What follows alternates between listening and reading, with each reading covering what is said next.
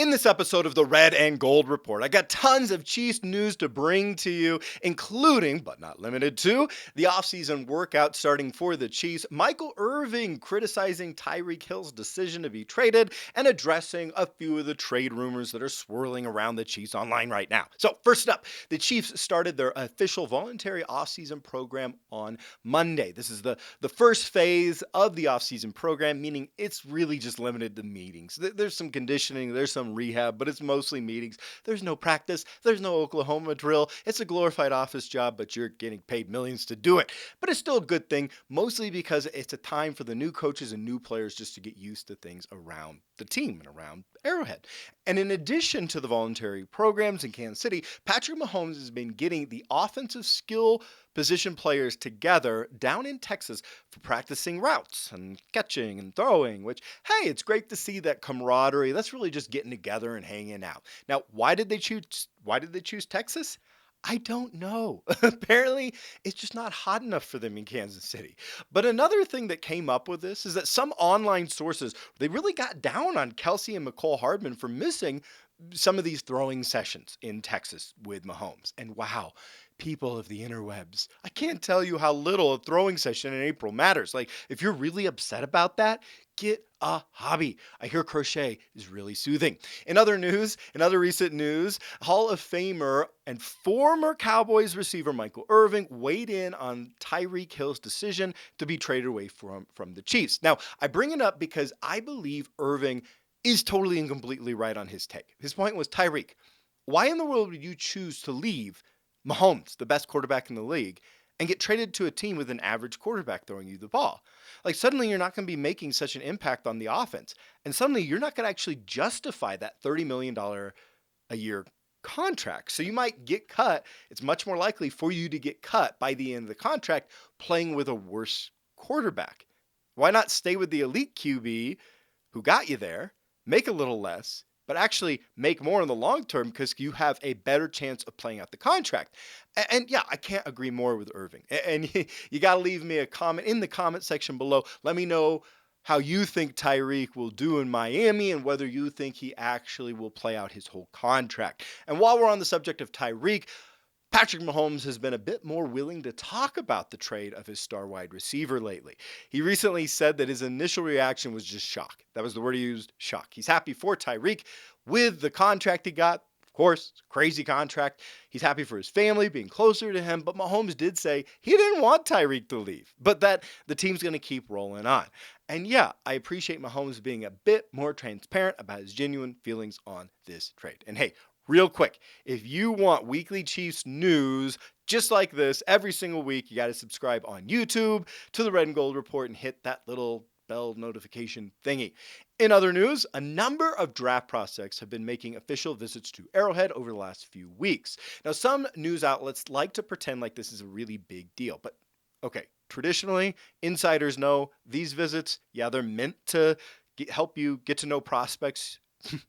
But actually, they're just as often used as these fake out smoke screens, so don't put a lot of stock in who does or doesn't come to Arrowhead on these visits. However, one visit I was interested in was when Alabama wide receiver Jameson Williams came to Kansas City last Friday. Now, Williams is absolutely a top 10 talent, but he tore his ACL in January. He's still rehabbing.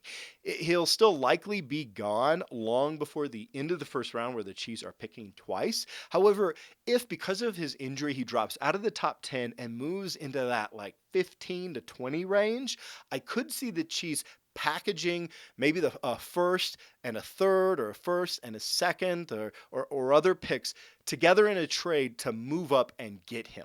In other news, let's talk free agency. The Chiefs have officially lost out on free agent cornerback Stephon Gilmore. Gilmore recently inked a 2-year, $23 million deal with $14 million guaranteed with the Colts, which means get ready for the Chiefs to be spending an early pick on the corner position. So where do we really go in free agency from here with the Chiefs? Well, overthecap.com says that the Chiefs have just over $18 million in cap space. A bit less than half that is going to have to be spent to sign the rookie class. But what should we do with the rest of it? Maybe we could spend $10 million on another player.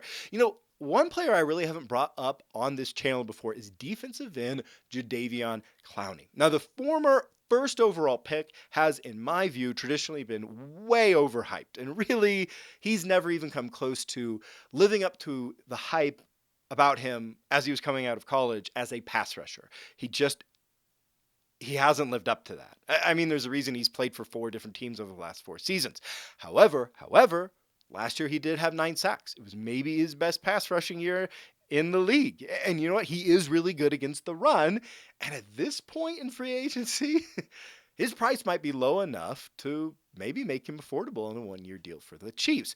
But that would probably be after the draft so the team doesn't lose a compensatory pick next year. But it would shore up a real need with the team. Also in free agency, former Chiefs wide receiver Sammy Watkins recently signed a 1-year, $4 million deal to head to Green Bay. It's an interesting move by Green Bay because it presents good value, and I think that Watkins will get along great with Aaron Rodgers. Both of them are kind of free spirits, different type of thinkers. I think they'll get along great up in Green Bay. Also in free agency, the Chiefs have signed exactly 0 free agents this week, which is what I predicted last week because the draft is right around the corner. In other news, I want to address a few of the trade rumors that are swirling around the Chiefs online. First, I have seen multiple articles online suggesting that the Chiefs should trade for Falcons defensive tackle Grady Jarrett. Now, online pundits have made the true point that the Chiefs really need one more starter at defensive tackle to pair with Chris Jones, and that Grady Jarrett has been great in the past. Let me tell you why this is an impossible idea. First, if a team traded for Jarrett, they'd still be on the hook for his $16.5 million base salary. The problem is, well, the team just doesn't have that much cap space left. They still got to sign our upcoming rookies that are going to be drafted this year, and that's just way too much money. You can't trade for that contract. And second, Grady has been declining in his effectiveness the past 2 seasons. He just isn't worth that much money, even if you had it. So I would love if the Chiefs signed him for a team-friendly deal if he was cut.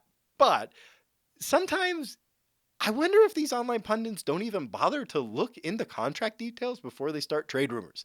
Another proposed trade deal that I've seen multiple times floating around everywhere online right now has the Chiefs linked to Seattle wide receiver DK Metcalf. Now, certainly that would be a dream come true. Metcalf is one of the most talented players in the entire NFL. He's young. He could provide a true number 1 wide receiver talent, and the team needs that after losing Tyreek. Okay, I get the need there.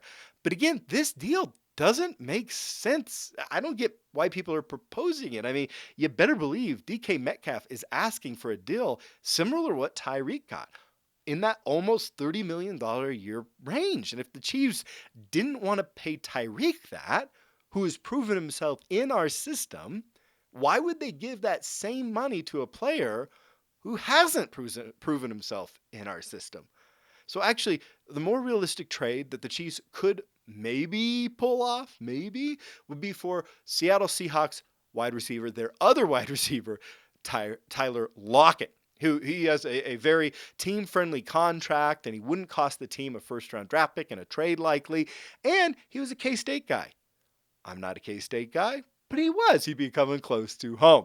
In other news, quarterback Derek Carr of the Raiders just signed a massive 3-year, $121.5 million deal to stay with Las Vegas. So now the AFC West has Patrick Mahomes, Russell Wilson, Justin Herbert, and Derek Carr all signed through 2023. Which, do you remember the quarterback club back in the day? Yeah, that's basically just the AFC West of today. It's crazy. And finally, the NFL draft is just days away. I'll start making a video for you next week because, hey, it's Thursday, April 28th, right? The draft is right around the corner. We're going to have a video of a whole draft preview special, so be on the lookout for that. But in the meantime, let me know what you think. Do you wish the Chiefs had signed Gilmore? What do you think we'll do in the draft? How would you spend the remaining free agency money? What do you think about Michael Irvin's comments on Tyreek? Let me know in the comments below. Thanks for watching, and go Chiefs!